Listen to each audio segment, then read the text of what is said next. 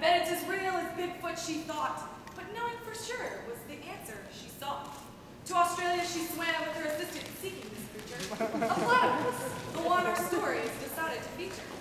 Our setting is changed to a jungle environment where our friend Maddie the platypus is woken from nightly retirement.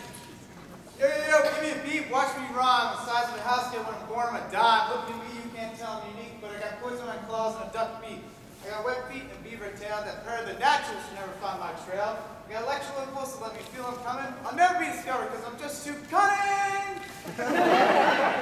All of a sudden, electro impulses were received. When something appeared, Maddie wasn't relieved. Something was coming. He had to act fast. Still a little alert, his relief did not last. So he ran to a big stump where he could hide, blending in on either side. Spying on this strange new creature's face, Maddie the platy saw a rabbit had entered his place. But this was no ordinary rabbit he saw, for the creature had antlers on his head. She started jumping around, circling the platypus, screaming, "Let's play." I'm a jackalope, and Janet's my name. I like to hop, and gambling's my game. I'm on the run from a bookie I didn't pay. So how about we fill out these cards and play? So together, they sat playing poker, 7-card stud, the wild's a joker. Janet sat playing, grinding her teeth as they went. Maddie took notice and gathered she was content. After playing for hours, Maddie lost all his money and came to the conclusion he hated his fun. Yo, get on my group, yo, welcome here! He said to the jackalope as she cowered in fear. Something Janet had said this platypus tried to remember. She was on the run in this month of December. Her time was up, she had to pay, for the bookie's henchman had found her and had something to say. A few feet behind them, this massive beast stood. Nothing could save them, not even a platy from the hood. E-5-4-4, watch your antlers, here I come. You thought you lost me, but I'm not done. You should have run from the bookie, now you're caught like a boy playing hooky. Give me your money nice and quick, or else those antlers will hang from the stick. Please, sir, just give me some time. I'll do a challenge. This tree, I will climb. That's something that won't impress me. Pass this test I'd like to see. Now, Janet the jackalope had never excelled in school, but her mind was sharp, never lacking key tools. While Janet stood there thumping her feet, Maddie sensed she was nervous and scared for the meet. She looked at the questions, they boggled her mind. So Maddie did the first thing he thought, dancing to save their behinds. Janet knew this platypus wanted to stay alive and joined in on the fun starting to jive. Not only do I prance, check out this cool new song and dance. Happy and playful, she demonstrated a feat, a unique acrobatic jump that made her look slinky. But the jackalope, once done, having nothing else planned, looked to Maddie, the platy, and asked for a hand. The platypus decided to throw down a beat and waited for the jackalope to move her feet. It took a while for Janet to get in her groove, but look at them, they sure can move. Now Bigfoot, deciding to join in on the fun, needed to prove to these prey he couldn't be outdone.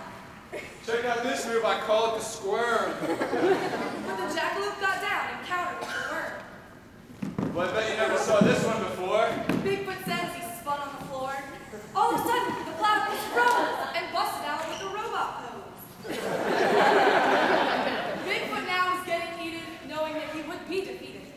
The platypus noticed the rise in tension and decided it was time for an intervention. It's getting late and the sky is dark. On to a new task and shall embark. This would be easy, Maddie thought with a sigh. He'd studied other animals so he could stay alive. He looked to the sky for a zoo-semiotic task and saw some fireflies, so he knew he could ask.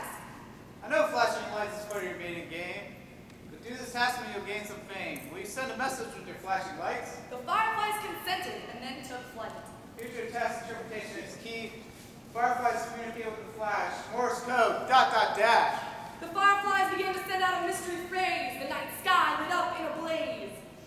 The two contestants studied the sky real hard and wrote down what they thought they saw on an answer card.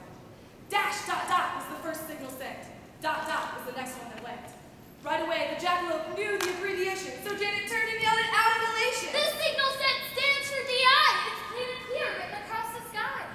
Now Bigfoot, being a very poor sport, grabbed the jackalope as a last resort.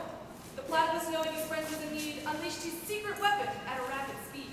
With his hind-foot spur, he nicked Bigfoot on the arm. You're too small to cause me any harm.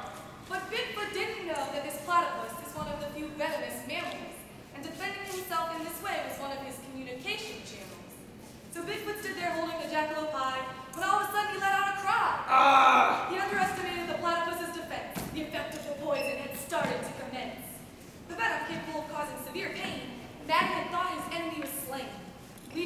in a stun, Janet the jackalope took off in a run. Bigfoot stumbled around in pain, now irate. He was too big for the poison to sedate. Come here, you little menace. You're gonna fly through the air like a ball in tennis. Matty the Bloody scrambled to get away, but Bigfoot cornered him in his disarray. Bloody tried to hide behind a boulder, but Bigfoot broke it over his shoulder. He grabbed the platypus like a football, took 3 steps back and stood up tall. Don't you know who I am? I'm the Incredible Hulk. And he punted that platypus just like Nick Cole. Out of sight, the platypus soared, all the while blaming the rabbit he should have ignored.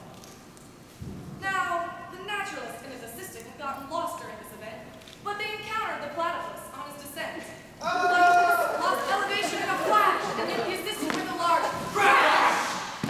This bizarre animal that had baffled them before was now laying on top of her on the forest floor. This is huge. They're real, not mythical or a joke. The naturalist and his assistant were elated and stoked. It's a platypus, the naturalist tried to utter, but she couldn't even get past a stutter. She was just as speechless as am I. They discovered the platypus in the nick of time!